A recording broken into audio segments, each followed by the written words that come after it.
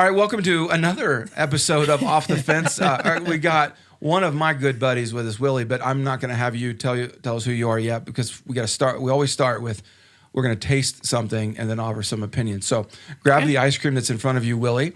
And here's the deal: it is a type of ice cream that has a certain name to it, but I want you to eat it, taste it, eat as little or as much as you want, and tell me what you think it is. This is not a trick, by the way. It's not like some. Am I eating this by myself? Oh yeah, eat a little bit, but it's not. I have some too. No, I mean like you're not gonna grab your. I'll grab some here in a little bit. Oh, okay. Well, this is. But taste it, and if you had to come up with a name for it, saying I think this is this kind of ice cream. One, does it taste good? Two, what if you're at a ice cream shop and you're like, here's what the name of this is going to be on the menu. What would you say it's called? I can't identify this. Whoa. Willie, what's your go-to dessert? Like, are you an ice cream guy? Are you a pie guy? Are you a candy bar? I'm actually not. If I do, man, my favorite is sweet potato pie. Uh-huh. My absolute favorite. Okay. When I With was some whipped cream on top. Oh, I got one of those for Thanksgiving or Christmas when I taught sixth grade, and a kid brought me. She saved the last piece of sweet potato pie from Thanksgiving and brought it to me for Christmas. Wasn't Best it gift delicious? I ever got. It's amazing. She was Yeah, so no, I sweet, was though. always a carb junkie. So, like, plain potato chips was kind of like what I felt like was my dessert.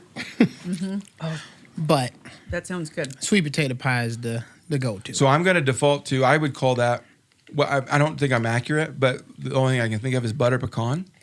It tastes But- like that, like where there's flavor, but I can't. But I don't think that's it.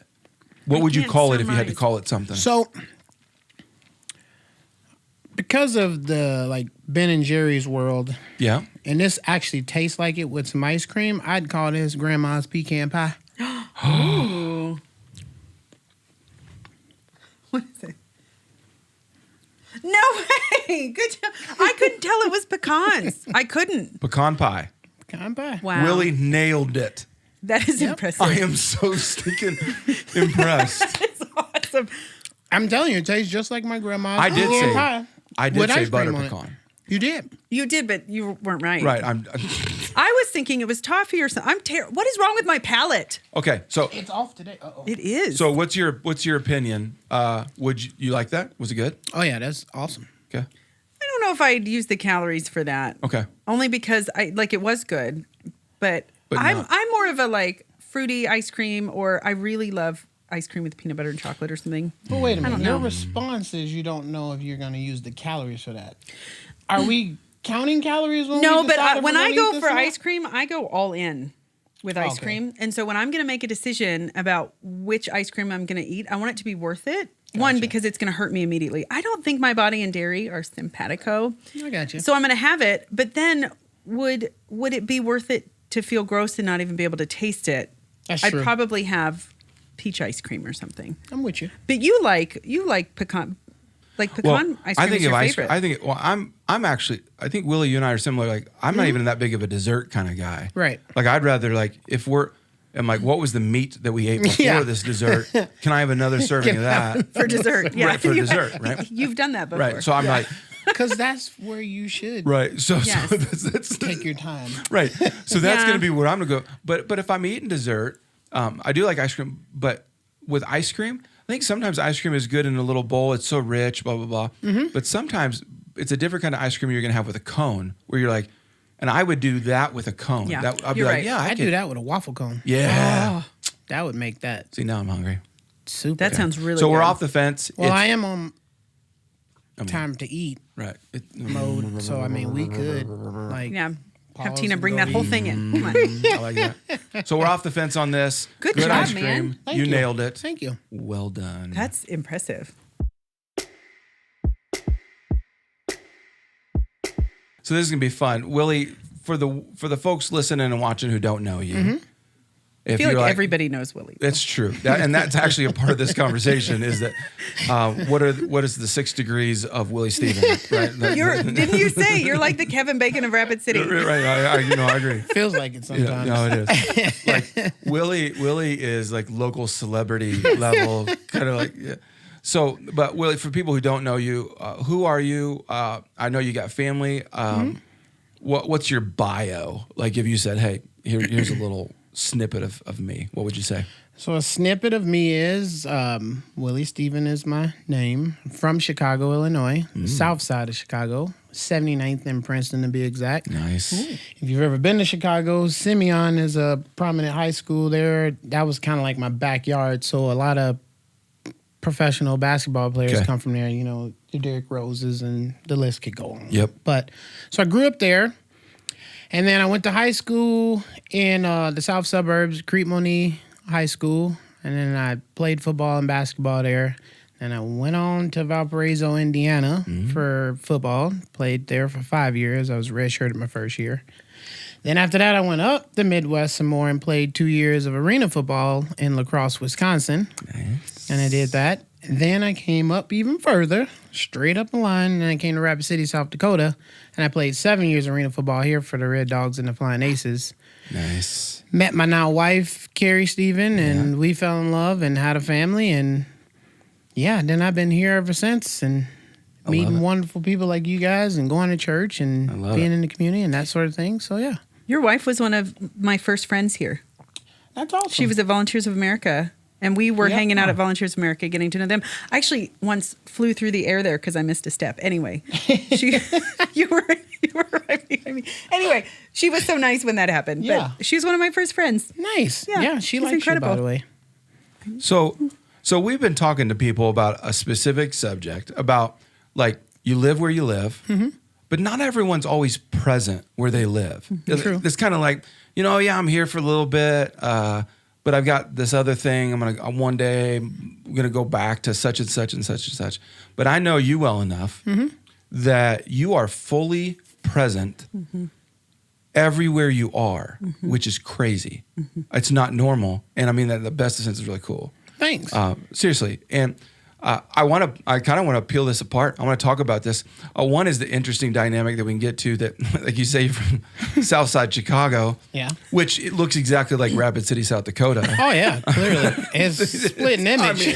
I mean, there's no difference. That's why it was easy to settle down. I was like, I'm used to this. Yeah. So I think that's funny because you probably couldn't get any opposite. Right. I mean, maybe I'm wrong. I've been around South Side Chicago. I didn't live there, didn't grow up there, but I grew up in Indiana, and so we went to Chicago often. And I know it's hard to find any similarity. Between there and Rapid City, South Dakota. So what that tells me is you didn't just transfer to a similar culture, climate, everything's the same, and it's just easy for you. But everyone that I know who knows you talks about how kind you are, how encouraging you are. Talks about how I know that you're involved in a lot of youth sports, like you coach like crazy. But I also know your schedule going, this isn't easy for Willie to just, you don't have all the time in the world to do all this stuff, but you choose to be involved in the community. So first question is this. When I say, hey, you're really involved in the community, you're doing a lot of stuff, when you're around people, what's in your head? Like, is it just natural to you? What's in your head on meeting people and being around people? Are you trying to be involved? I would say, yeah. I mean, if you're going to be somewhere and you got to be involved and you got to be dealing with people and talking with people, you should be there. It's kind of like listening, but not listening. If I'm talking to you, give me the attention. So when I'm somewhere, I want to be fully present, and I want them to understand who I am, what I'm trying to bring to the table, or whatever the situation calls for, to know that, hey, I'm invested in whatever we have going on. So whether it's coaching or helping build up the community or helping family, whatever that looks like, you need to know that I'm all in, and I want you to know I'm all in. Yeah. So I take it seriously. That's what you do. You take it seriously. Yeah. So has it? Okay, I know you well enough. Has it been easy for you? Has it been easy for you in Rapid City, South Dakota? No, not Why? always. Why? He knows where I'm. Why? Because if you want to know the truth, sometimes as a black person, you're not always accepted right away. Okay. For who you are, what you bring to the table. You have been stereotyped. You have been maybe cast aside. Maybe you're looked at differently. You know, I can't necessarily speak to the other people's thoughts as far as what's actually going on in their mind. But, you know, and it's funny because when I first moved out here to stay for good, my grandma said to me, who lives in Mulga, Alabama, deep south, she says, are there any other black people there? And I said, yeah, there's a couple of us, Grandma. We all play on the football team. So we had fun with that. But, you know, the more I lived here and, you know, let's be honest, there are black people in the community that have transplanted here whenever. Right. It's not a huge population of us. And then you have the base, so that has a population of us. So we're here, and I've known that it's growing. So, you know, it's not so polar opposite, but it's still opposite from where I grew up. I mean, at the end of the day, like you said, it's black and it's white in the sense of it's totally different from what I'm used to when I grew up to where I'm at now in my, lack of a better term, second stage of my life. Yeah. And that's, so we've worked out together, and I use that term loosely. You made me work out. If people don't know, Willie Forced you.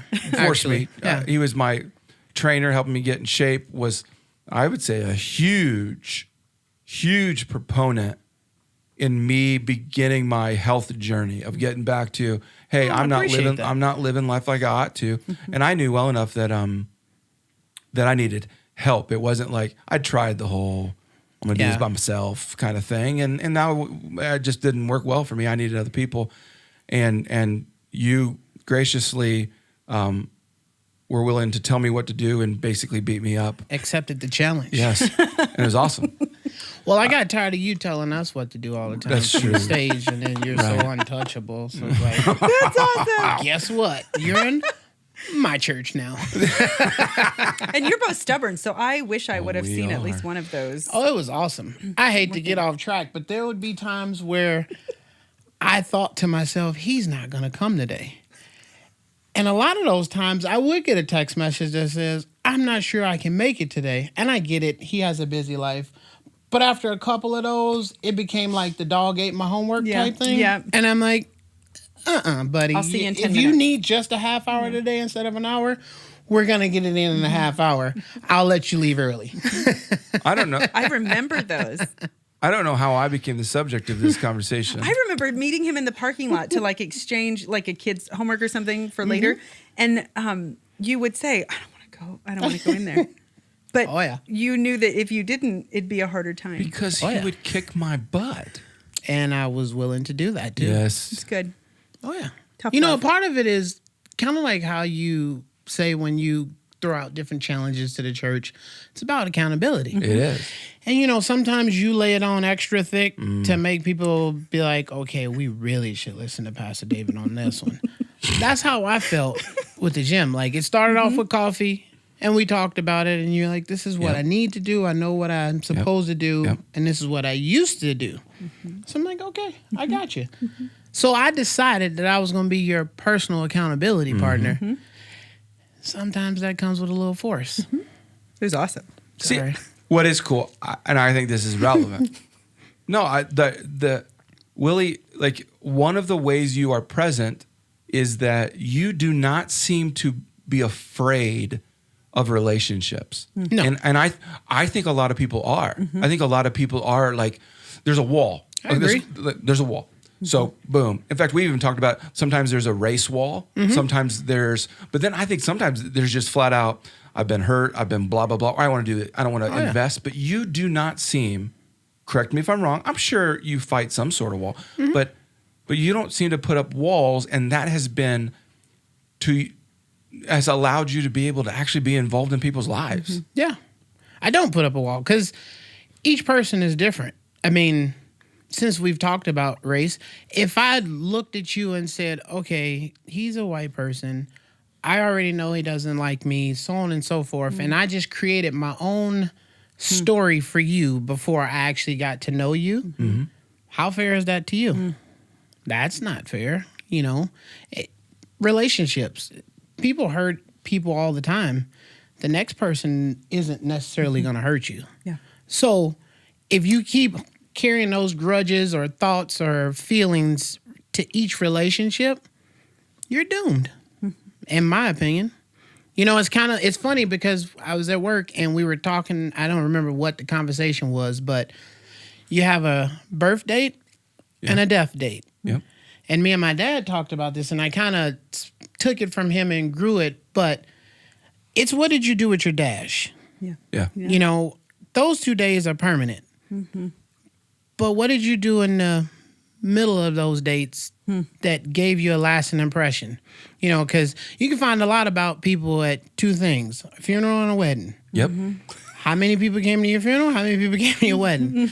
So far, we're good. We had a lot of people at our wedding. So I think me and Carrie are doing pretty well so far. Our dash is nice.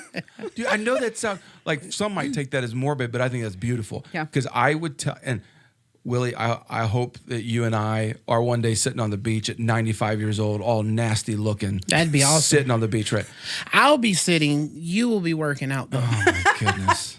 But I'll have some pork belly like cooking up for when you When you're finish. done. Anyways, Willie, you've been such a part of people's lives that there would be a ton of people there because your desire to show someone that they have value supersedes like what could happen to me. What might they do to me or say to me or whatever? You like hop over that wall, going, you know, let's figure this out.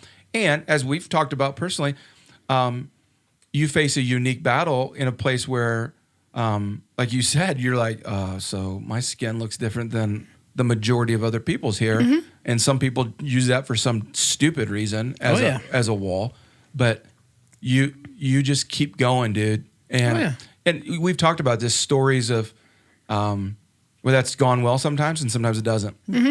Like you've got your own stories of, so I had this experience and they wouldn't even talk to me. They wouldn't even engage me at all, blah, blah, blah. But then other stories where if I'm ever with you, you and I mean, constantly saying hi to anyone and everyone that walks by.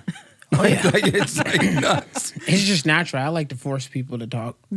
You do, though. And that's what started, though, when we were talking about who do we want people, not just, I know it's beyond our community, but who do we want people to get to know in our community? And you are that idea of be where your feet are. Yeah. Like be present. You do that better than just about anybody else. And that's what's so fun about it is because, so then you know people, you're inviting them to be known and then you get to be known. And I think that matters. It just lifts the whole community. Oh, yeah. It So helps I agree. everybody be better. How do you choose like what you're involved in? Like, so I've heard stories of, I know Willie from softball. I know Willie from whatever. You coached our kid. Well, we already knew you, but you coached our kids' football team. Is it like super strategic what you're doing, or is it more, this is just life? I'm just curious, like, how? It's life. Okay. Because, like, quick example, Carrie has 3 kids prior to us getting married. So they're my kids. Yep. You know, in the world of the world, they're stepchildren, whatever. So our oldest, Andrea, she wanted to play softball. She had been playing volleyball and soccer. And I said, okay, well, I know some people in that world. Let me get you in. So I got her in. And I've always said to myself, I'll never be that dad in the stands that just talks crap about the coaches and the job that they're doing if I'm not willing to step up and do it myself. Okay. So I'll never demean you to anybody else. I might have my opinion about what you're doing and how you're doing it, but we all have opinions. I'm okay with that. Well, we had a situation where the coach was just not putting any time to these girls. He had 2 teams, and long story short, I had said something to him, and he asked for help, and I said, okay, I'll help you. Well, and after that game was over, one of the kids who had her own mindset, she says, well, how about you just go coach your other team and let Willie coach our team? Well, he sent me like a hate mail like a couple weeks later or a couple days later and said, if you think you could do the job, you take over and this and the other. And I responded and I said, well, first you asked me to help you. I did that. And I had no control over her, saying what she said. However, consider the challenge accepted. So I took over the team and then I coached her for the next 7 years until she graduated out. Wow. And I had no prior experience, understanding of softball other than it's similar to baseball. Okay. So I had to do a lot of YouTube, Googling, and figuring it out. And we were pretty successful over our years. Dude, this is one of the reasons I love you, man. You figured it out. Yeah. You got to. It's funny because it's no need for the. Sorry, I didn't mean no. I didn't have an opinion about his coaching.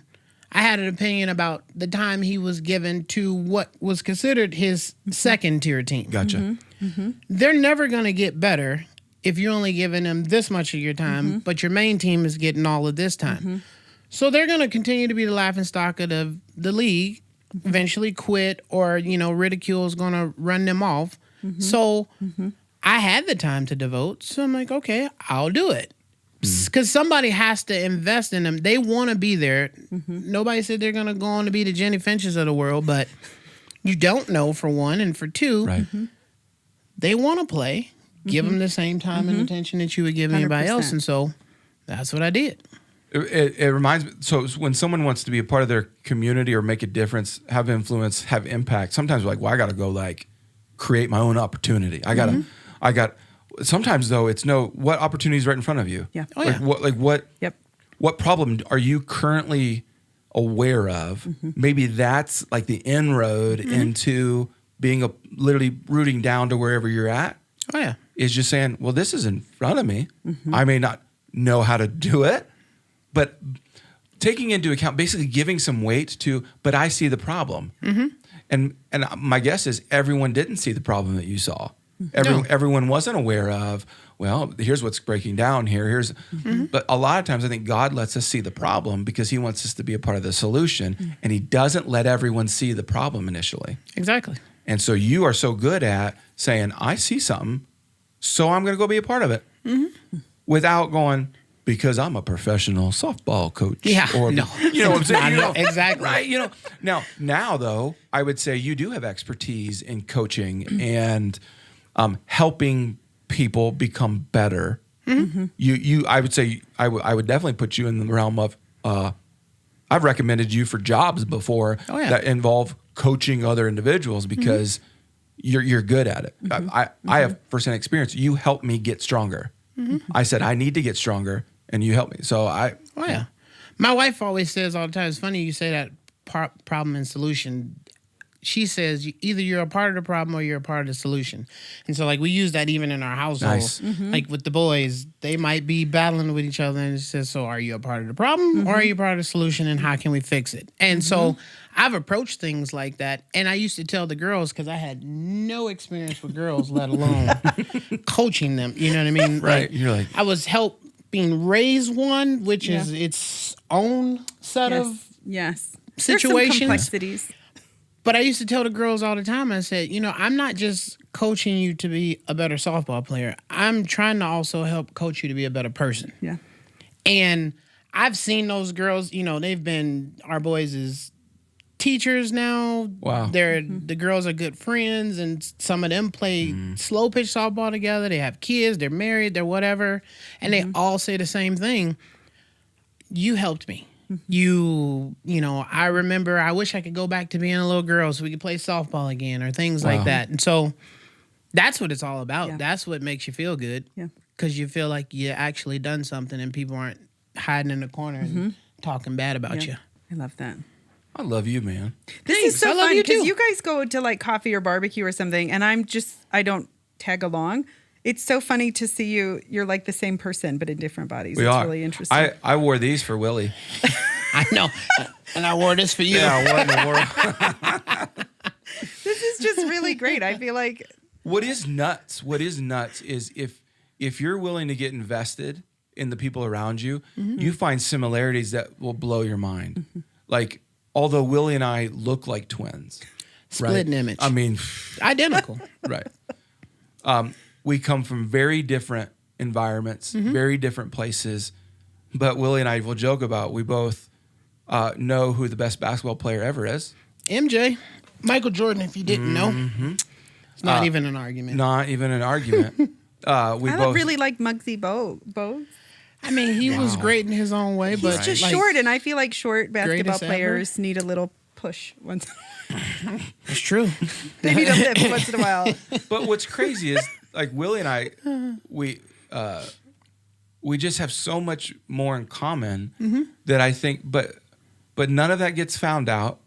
The relationship doesn't happen if we don't step into territory that's unfamiliar, uncomfortable. Like if you're unwilling to go there. Oh yeah. And I think that's one of the lessons here is how to do that. And what you do, I watch you on Sunday mornings. I watch you when we're at basketball or football together. You don't even give people a chance in a good way, in a way that is you're helping to lead people. Where it doesn't feel, they don't even know they're being led, but where you don't even give them a chance to put a wall up because you're valuing them and seeing them and recognizing their value immediately. And that, I think, that just changes the whole experience of life. But I watch you do it. Like, I'll watch you walk in and you do it. That just changes people. And I think people want that, but they don't know how to get it, or they're afraid to get it, like what David was saying. And we need more people like that. We need more Kevin Bacons of Rapid City like that. I'll keep trying. You're doing a good job. Thank you. I appreciate it. Yeah, as you're watching, listening to this, and you're like, I want to do something in my community. I want my life to have purpose. I want it to have a big deal. I want to leave behind me an impact, a legacy, whatever words people use or whatever. The dash. I think sometimes we think, so I got to start this big thing, this epic thing. And what I think the lesson today is, okay, if you're going to start something, start a relationship, start a conversation. Like, classic, there's tons of books written about this. Walk across the room kind of thing. Walk across the field. Walk out of the bleachers. And get to know someone. And then out of that, you begin to have an impact just on a conversation. Not even like with the big, I want to change this person's life. It's just like, no, people matter. And opportunities come from that. Like for me, sports is my passion. So to a certain degree, I feel like God has given me that tool to be able to lead and usher in that world. And then we were blessed with 2 boys, and so they play everything under the sun, and I'm blessed in that world because they want me to coach them in those things, and so I do. And so in our household, we divide and conquer a lot, and so I coach a lot, and Mom handles the household and things like that, and we just keep the train moving. And some people that really know us, like you alluded to earlier, we do lead a busy schedule, and sometimes we don't know if we're coming or going, but train always pulls up at the station at the right time. So Carrie is so similar to you too, though, where she's like in the community and seeing things and meeting needs and help. Like you two are a great team in that way, where you're both so passionate about taking care of people and seeing people. We try our best. Yeah. She'll probably give me crap because she's going to say, why ain't you telling the truth? And so, yes, I am very vulnerable in saying sometimes we break down at home together and we have adult conversations about things. But we try to, and it's not fake or phony. Like we don't put on this front in front of people to make them think we have it all going together. It may come across that way. But our kids are still different kids at home compared to when you see them. And we still have those struggles, and we still have our own personal struggles that we deal with. So we're human to the fullest degree.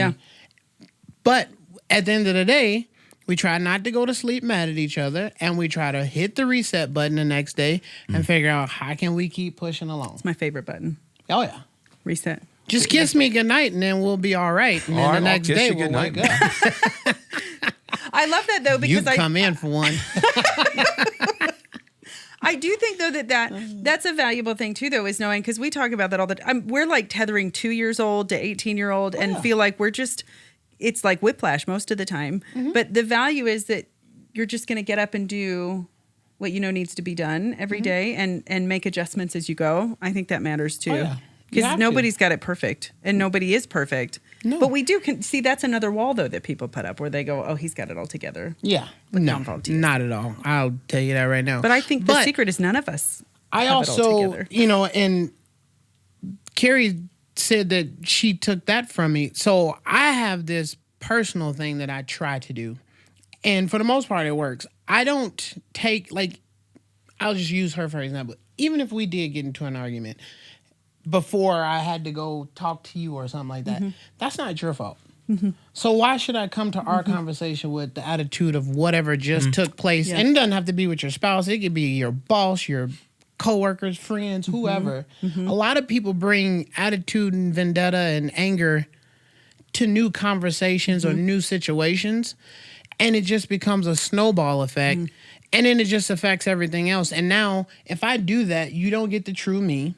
I definitely am not going to get the true you. Everybody's just shouting. And then at each everybody, other. exactly. And then now we got a huge problem. Yeah. Oh, put that on a T-shirt. I was thinking about, I was thinking about a conversation today and tell me what you think about this, man. Because I think I've actually even talked to you about this. I have relationships in my life, as I would say, that I'm one mistake away from them canceling me. It's the life of a pastor, whatever. You are a person that I actually would be very shocked if I ever screwed my life up. I think I could still call and text you. You'd still grab coffee or lunch with me. And I actually don't think our relationship would fall apart. No, it wouldn't. But I don't think I'm the only one in your life that you're like, I've chosen David is the only one that can maybe screw up or whatever. And you seem to bring that into all of your relations. I don't know if you bring it into, I don't know that enough about you, but I think of my friendships. I feel like my friendship with you is not built on us having to perform perfectly with each other. Correct. Where you do something perfect and I do something, and it's built on basically I scratch your back, you scratch my back, and that's the whole, that's what's keeping us up. Oh yeah. Is that true? That's what it feels like. Everybody's allowed to make mistakes. So it's our job to have grace on them for those mistakes. And obviously some situations are worse than others. Sure. That affect those relationships that we have with people and so on and so forth.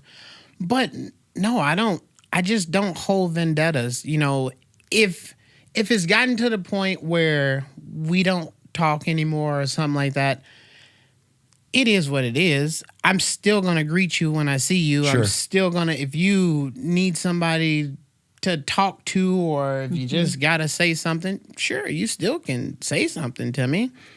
I'm not going to look at you any differently. See, I think that's a powerful thing of what you bring, dude. Oh, nice. And I don't even, whether you realize it or not, is a part of the reason you don't have walls up is because you refuse to let someone else's behavior be like the reason. Now, I know you don't agree with everyone's behavior, and I know you don't agree with everyone's treated you, or no. You and I have had our own private conversations where you've been done wrong, all that kind of stuff. But you seem to always be like, "But I'm not locking that door." Right? Like I'm not. You may not have the door open, but you're like, "I'm not locking that door." And I think that's profound on influencing the people around you, being where you're at, is paying attention to where we no longer forgive, or we no longer how quickly we are to cancel somebody for some reason. You're good at not canceling people, at least from my vantage point. It's probably because I'm old school and I don't quite get that whole cancel culture world. So it's like, I mean, I do have a funny saying though when people say, "Well, I'm just not going to be your friend anymore." I'm like, okay, that's one less person I got to worry about. All right. And I just keep on going. That's good. Just keep on going. But it's funny you say that, though, about, like, situations. Now, I just had to go to Atlanta for work. And on the plane ride home, we were on a big plane from Atlanta to Dallas. Okay. And stewardess came through, and, they had the drink deal that the cart. There you go. The elbow hitter. So I had my foot out in the aisle. And I heard the wheels screeching, so I got my foot out the way. The guy next to me was knocked out. Okay.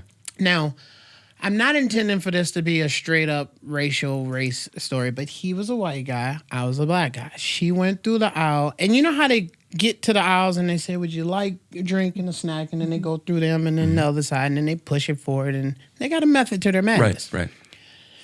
She asked him if he wanted something. He is slobbering. He is tucked out. I'm wide awake looking her in the face. I got my headphones on and watching something on the little in-flight thing. And she didn't ask me anything.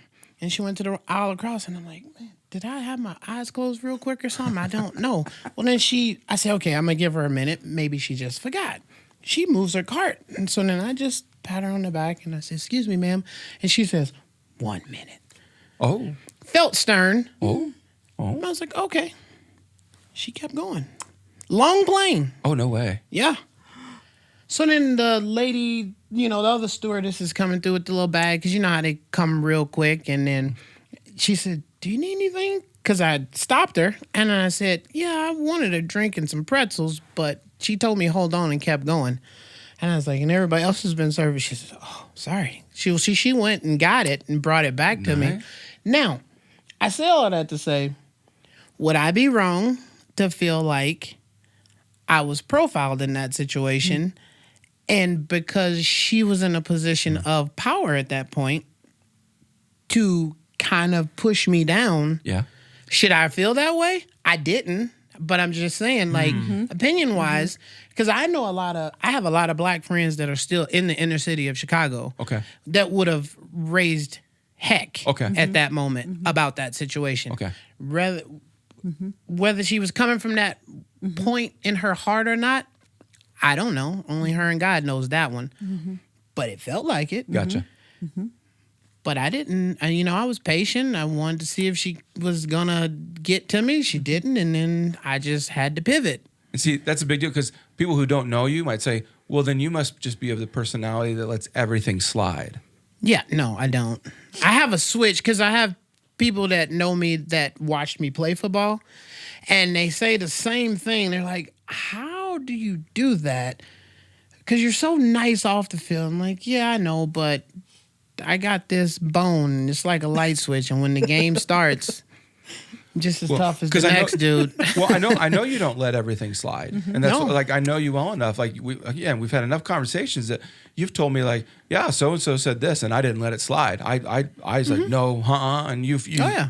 So, but that's why I think that story is significant, because I don't want someone to misinterpret. Oh, you just must. You must never. Yeah, approach something that's wrong. No, you do. Oh, yeah. Well, and then I also try to be smart about things, in my opinion. Okay, so I'm not going to lie to you and say that I didn't feel a certain way, or at least have thoughts like, did that really happen the way I'm thinking it happened, or was it something else? However, in the same breath, what am I going to do?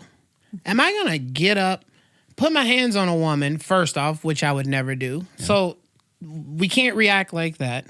Am I going to cause a scene on this plane where people are trying to be comfortable, sleep, do whatever? No, not going to do that, because that's pointless. I'm 35,000 feet in the air.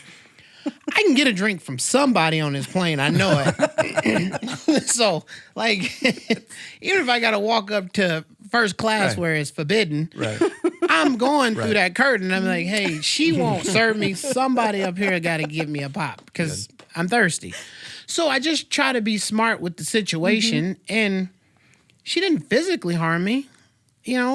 Okay, so she ignored me on a drink and some pretzels. Got it. I can get over that.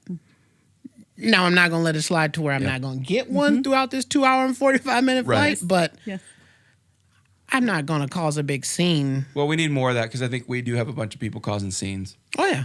And so it's not that you let all the injustice go, but and then the sad part is, and I don't mean to cut you off, but I feel like it's important to say, the sad part is, especially and when I say my people, black people, minorities, people that feel like they're just having prejudice against them.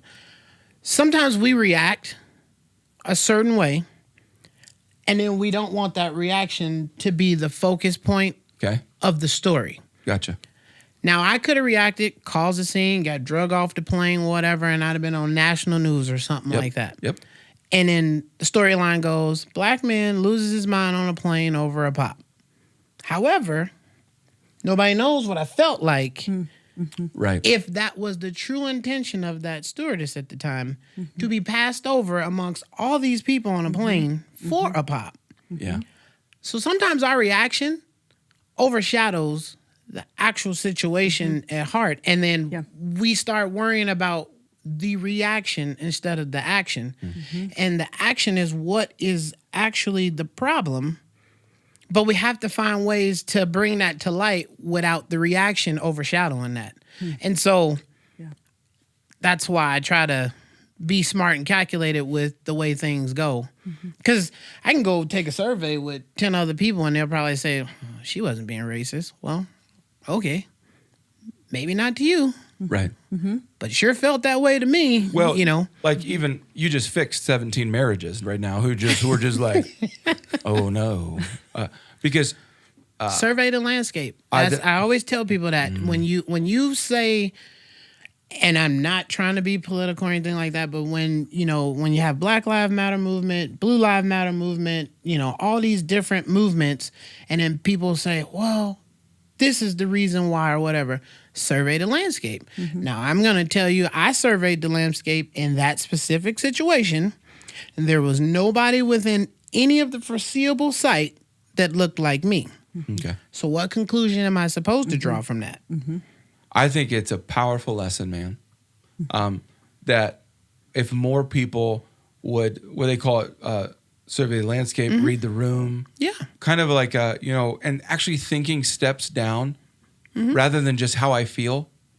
Oh, yeah. But thinking beyond that, I think we make our community better when we don't just lash out, but also don't just let things go. And you've done I've seen you do a really good job at dealing with what needs to be dealt with as it needs to be dealt with, Well, I appreciate it. So what everyone may not know, Willie and I are secretly planning, which is no secret now, some spinoff of this podcast where it's just the Willie and David show. Is that what you're going to call? I was going to ask what the name was.